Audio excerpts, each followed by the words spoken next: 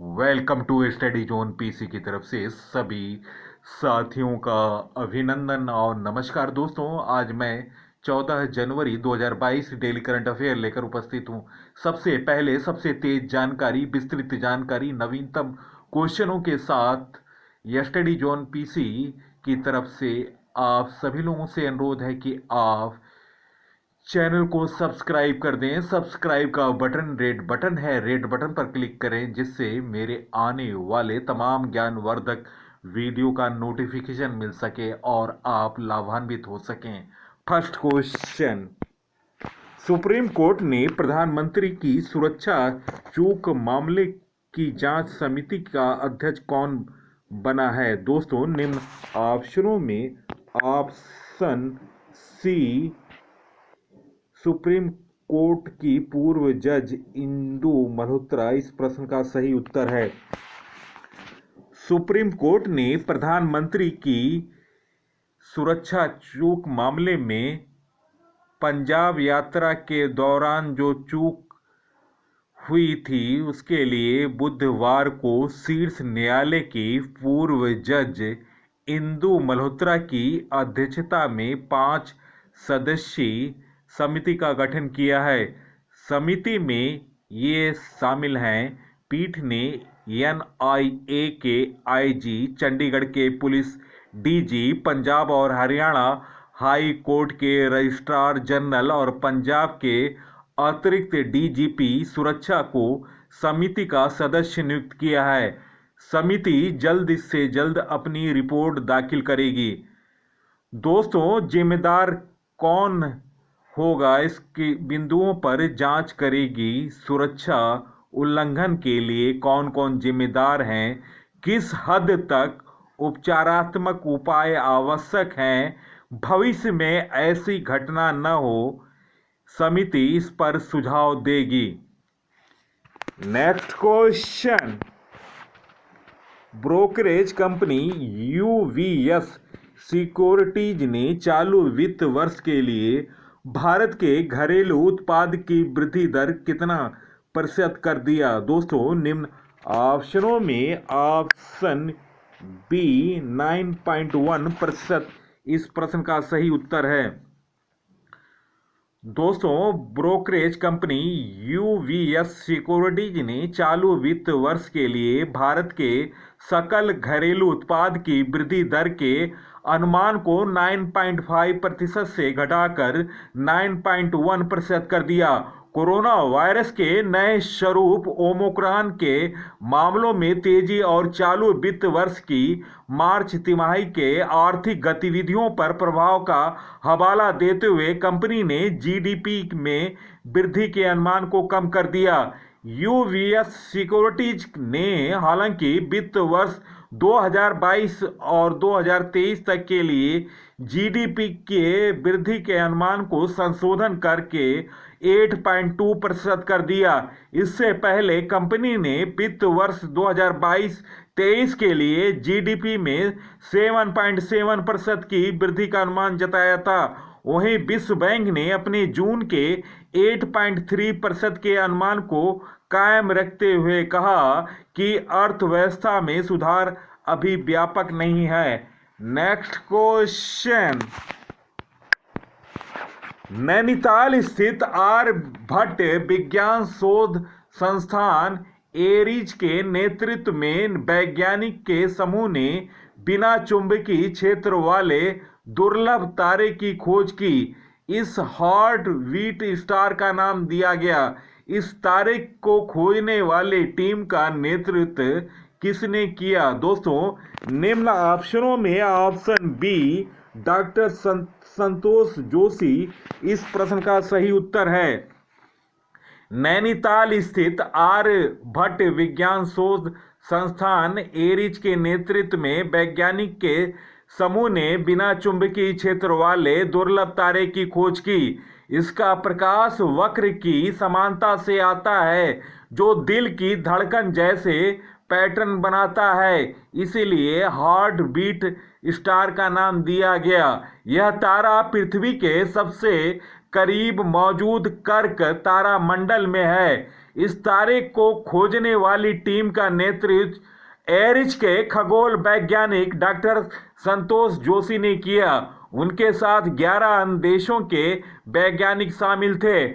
Oxford university press की प्रतिष्ठित वैज्ञानिक पत्रिका monthly notices of royal astronomical society ने शोध को प्रकाशित किया है।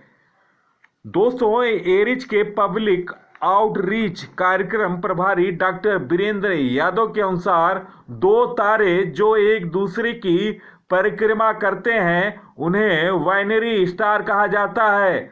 अंतरिक्ष में करीब 40% तक बाइनरी स्टार होते हैं, पर इनके चुंबकीय क्षेत्र का नजर न आना दुर्लभ बात है। इनसे आ रहे हैं प्रकाश की गणना के बाद पता चला कि यह एक दुर्लभ हार्टबीट स्टार है। दोस्तों, 11 देशों का नेतृत्व किया है एरिज ने। 2 दशक पहले शुरू हुई तारों की खोज टेलीस्कोप या 8 टेलीस्कोप या उपयोग इस खोज में हुआ। गैलीलियो ने खोजा था ऐसा पहला तारा।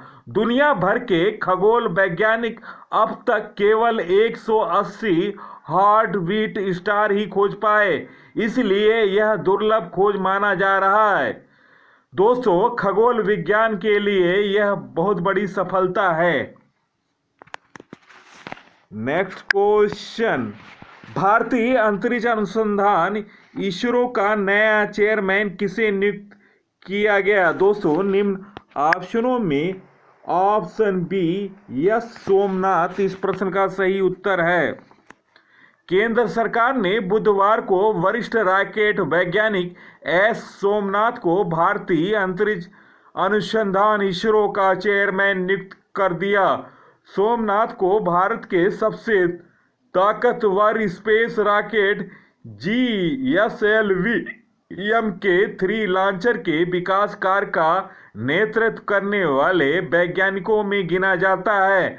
अपने कैरियर की शुरुआत में उन्होंने polar satellite launching vehicle PSLV के विकास कार्यों में भी अहम भूमिका निभाई थी। केंद्र सरकार ने सोमनाथ को अंतरिक्ष विभाग का सचिव और अंतरिक्ष आयोग स्पेस कमीशन के अध्यक्ष के तौर पर नियुक्त किया है। उनका कार्यकाल 3 साल का होगा।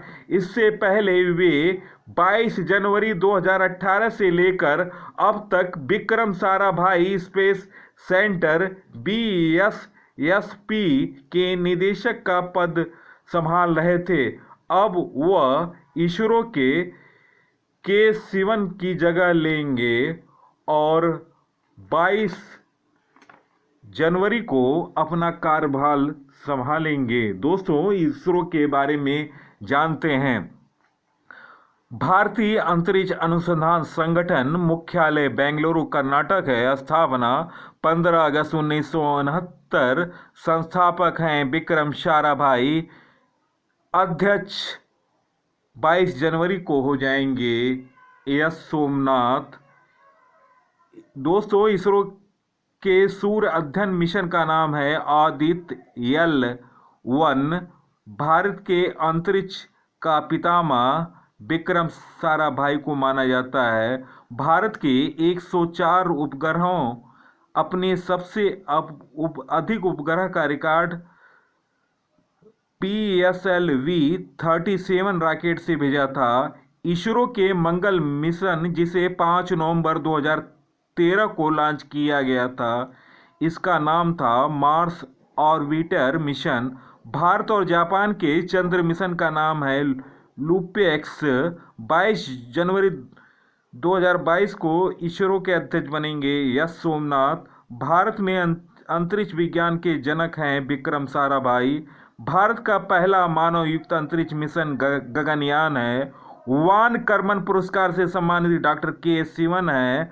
भारतीय अंतरिक्ष संघ के पहले अध्यक्ष जयंत पाटिल हैं। उपाध्यक्ष हैं राहुल वश। प्रधानमंत्री नरेंद्र मोदी जी ने 11 अक्टूबर 2021 को वीडियो कॉन्फ्रेंसिंग के जरिए भारतीय अंतरिक्ष संघ ISPA का शुभारंभ किया। नेक्स्ट क्वेश्चन, चालू वित्त वर्ष की तीसरी तिमाही में इंफोसिस का लाभ कितना प्रतिशत बढ़ा है? दोस्तों, निम्न ऑप्शनों में ऑप्शन सी 11.8%। भारत की दूसरी सबसे बड़ी सॉफ्टवेयर कंपनी इंफोसिस का एकीकृत शुद्ध लाभ चालू वित्त वर्ष की तिमाही में 11.8% से बढ़कर 5,809 करोड़ रुपए तक पहुंच गया। बेंगलुरु की कंपनी ने कहा कि पिछले वित्त वर्ष की इसी तिमाही में उसने 5,197 करोड़ रुपए का शुद्ध लाभ अर्जित किया था। सूचना प्रौद्योगिकी कंपनी ने बुधवार को शेयर बाजार को भेजी सूचना में बताया कि उसने वित्त वर्ष 2021-22 के लिए अपने राजस्व वृद्धि का अनुमान को बढ़ाकर 19.5 से 20% के बीच कर दिया। इन्फोसिस की 31 दिसंबर 2021 को समाप्ति तिमाही में आय 22.19% बढ़कर 31,867 करोड़ रुपया रही। दोस्तों, विप्रो का शुद्ध लाभ 2,969 करोड़ रुपया पर स्थिर है। सूचना प्रौद्योगिकी कंपनी विप्रो का चालू वित्त वर्ष की दिसंबर 2021 में समाप्त तिमाही का एकीकृत शुद्ध लाभ 2,969 करोड़ रुपए पर स्थिर रहा। टीसीएस को 9,769 करोड़ रुपए का मुनाफा हुआ। देश की सबसे बड़ी सूचना प्रौद्योगिकी company Tata consultancy services TCS को तीसरी तिमाही में तगड़ा मुनाफा हुआ। कंपनी ने अपने बयान में कहा कि उसका तीसरा तिमाही का शुद्ध लाभ 12.2% बढ़कर 9,769 करोड़ रुपए पर पहुंच गया। बयान में कहा गया कि सालाना आधार पर कंपनी की आय 16.3% बढ़कर 48,885 करोड़ रुपए हुई। टीसीएस ने जानकारी देते हुए कहा कि कंपनी के निदेशक मंडल ने 4,500 रुपये प्रति शेयर के मूल्य पर 18,000 करोड़ रुपए के शेयर पुनर्खरीद कार्यक्रम को मंजूरी दी। Next question. हाल में मायल के उत्पादन और नियोजन निदेशक का पद किसने संभाला? दोस्तों, निम्न ऑप्शनों में ऑप्शन सी मिर्जा मोहम्मद अब्दुल्ला इस प्रश्न का सही उत्तर है। मिर्जा मोहम्मद अब्दुल्ला मायल के उत्पादन और नियोजन निदेशक का पद संभाला। वे माइनिंग इंजीनियरिंग में गोल्ड मेडलिस्ट हैं और माइनिंग मैनेजर का प्रथम श्रेणी का सर्टिफिकेट भी प्राप्त किया है। उनका जन्म 1987 में उनका चयन हुआ था।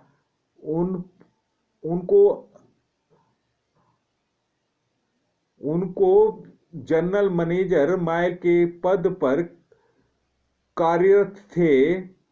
पिछले 34 साल से लगभग सारे विभागों का उन्होंने काम देखा। राष्ट्रीय और अंतर्राष्ट्रीय कॉन्फ्रेंस में वे हिस्सा ले चुके हैं और उन्हें कई पुरस्कारों से नवाजा गया।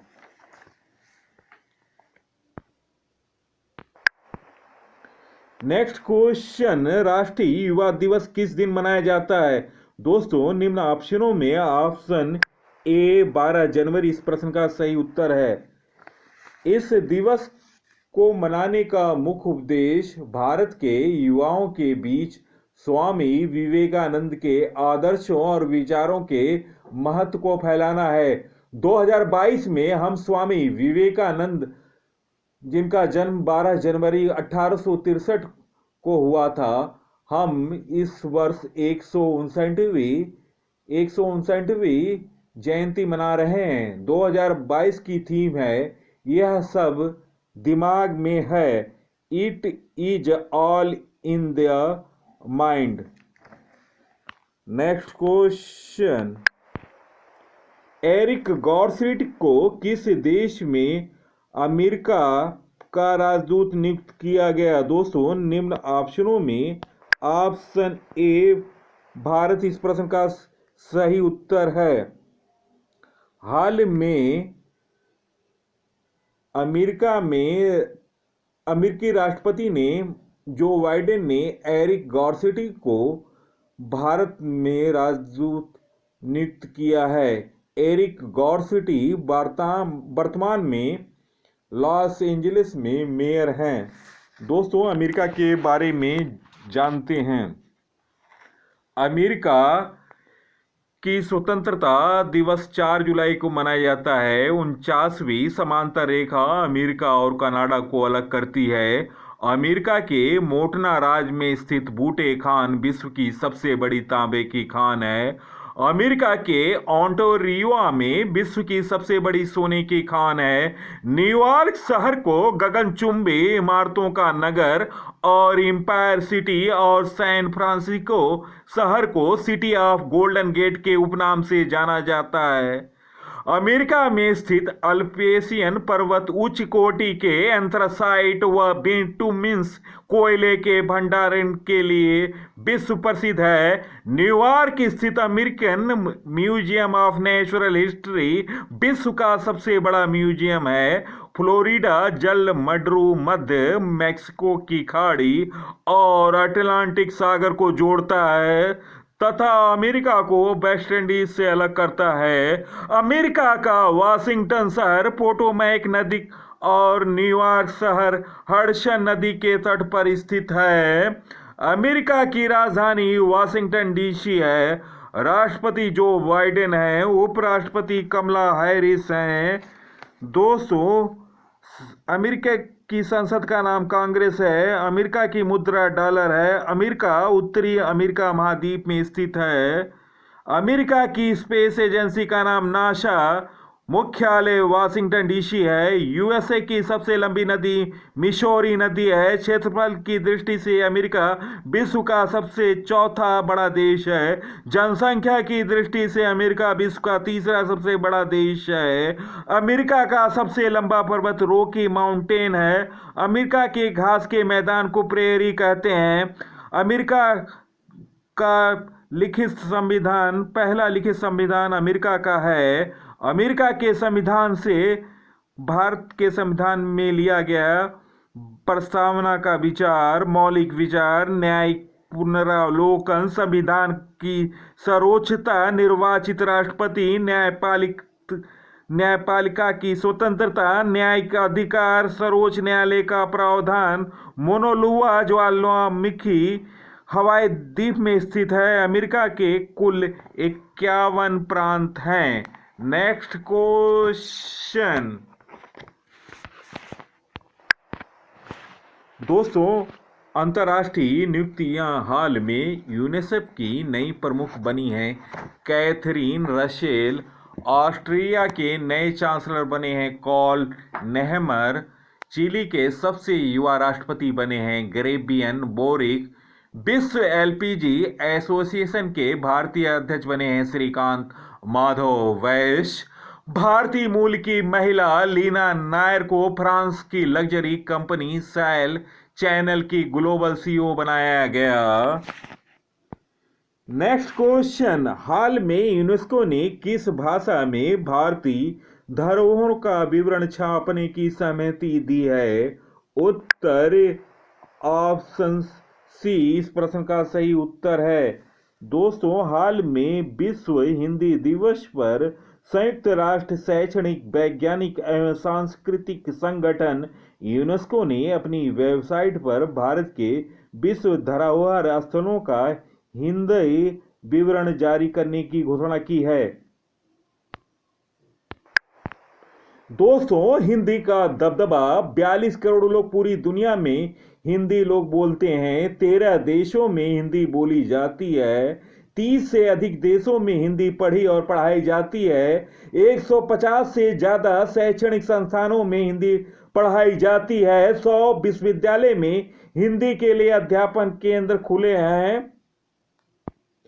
भारत में सबसे ज्यादा बोली जाने वाली भाषा बोली है हिंदी 52.83 करोड़, बंगाली दूसरे नंबर पर है 9.72 करोड़, तीसरे स्थान पर मराठी है 8.30 करोड़, चौथे स्थान पर तेलुगु है 8.11 करोड़, पांचवें स्थान पर तमिल है 6.90 करोड़, छठे स्थान पर गुजराती है 5.54 करोड़, सातवें नंबर पर उर्दू है 5.07 करोड़, आठवें नंबर पर कन्नड़ है 4.37 करोड़, नौवें नंबर पर ओडिया है 3.75 करोड़, 10वें नंबर पर मलयालम है 3.48 करोड़।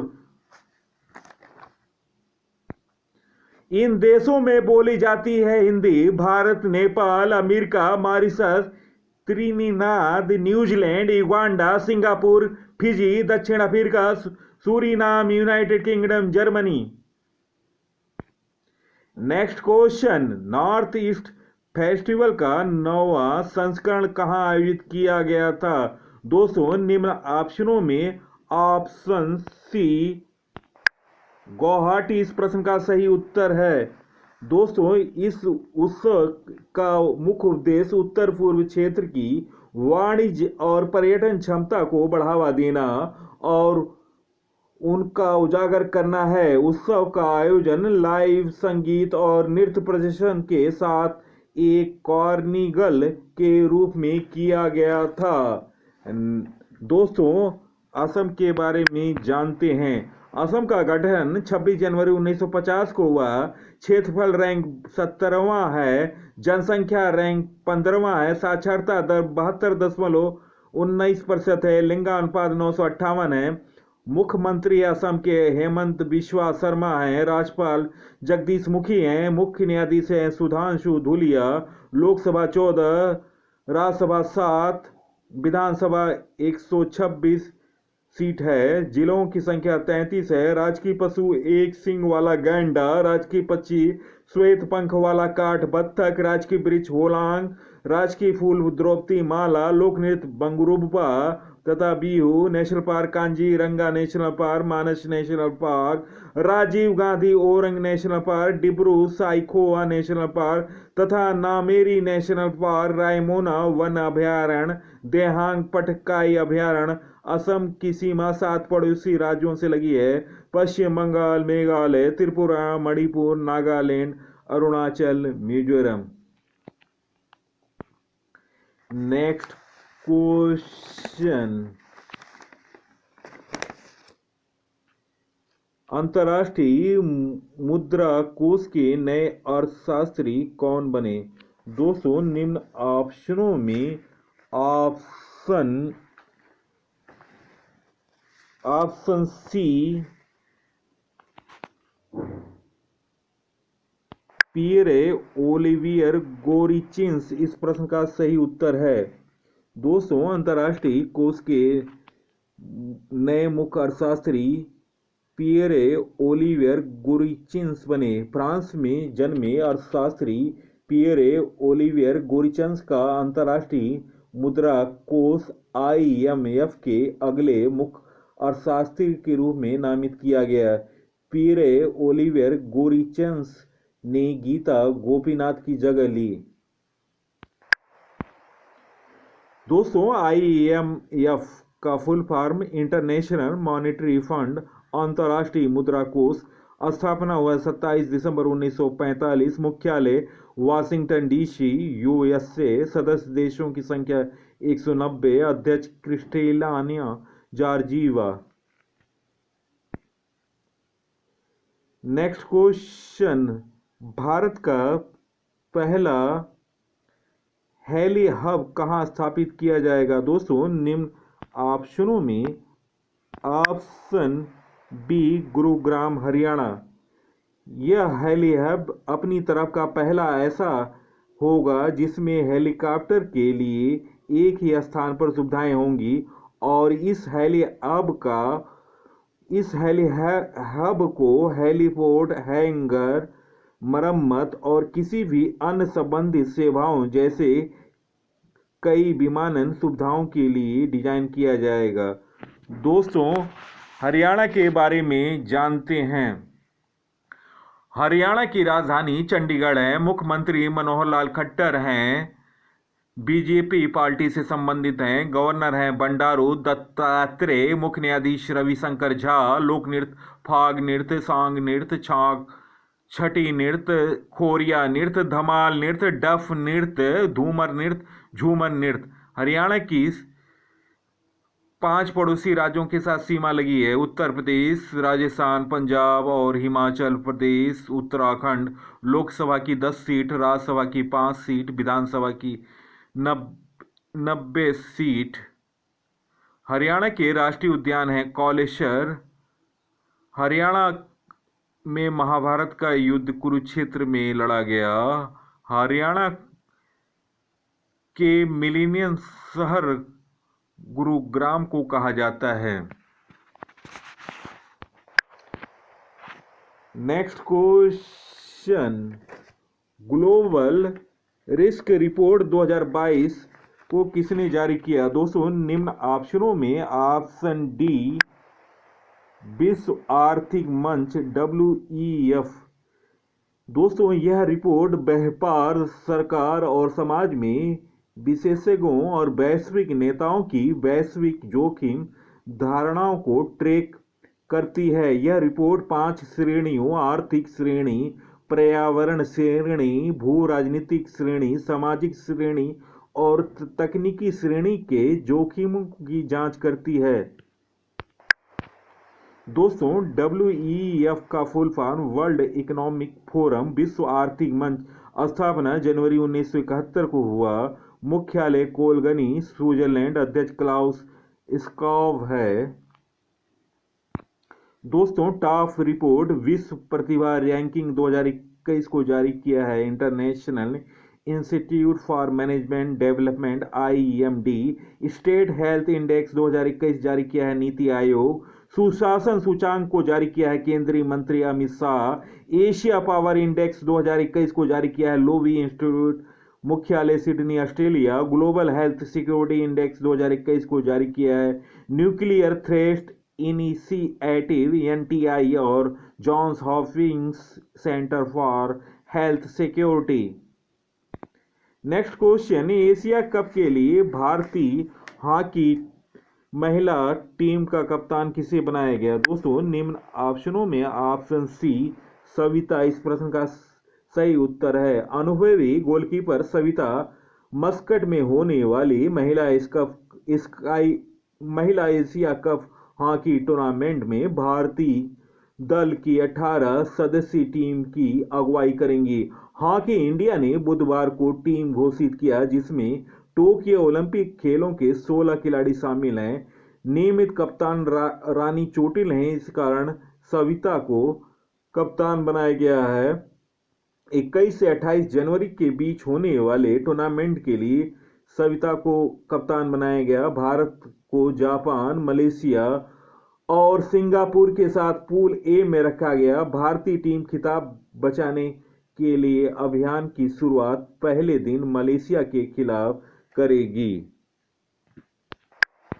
दोस्तों, वीडियो देखने पर बहुत बहुत धन्यवाद। सबसे पहले सबसे तेज जानकारी, नवीनतम क्वेश्चनों के साथ नवीन सामान्य ज्ञान, विस्तृत जानकारी के लिए आप स्टडी जोन PC को सब्सक्राइब करें। सब्सक्राइब का बटन रेड बटन है, रेड बटन पर क्लिक करें, जिससे मेरे आने वाले तमाम वीडियो का नोटिफिकेशन मिल सके। धन्यवाद, नमस्कार।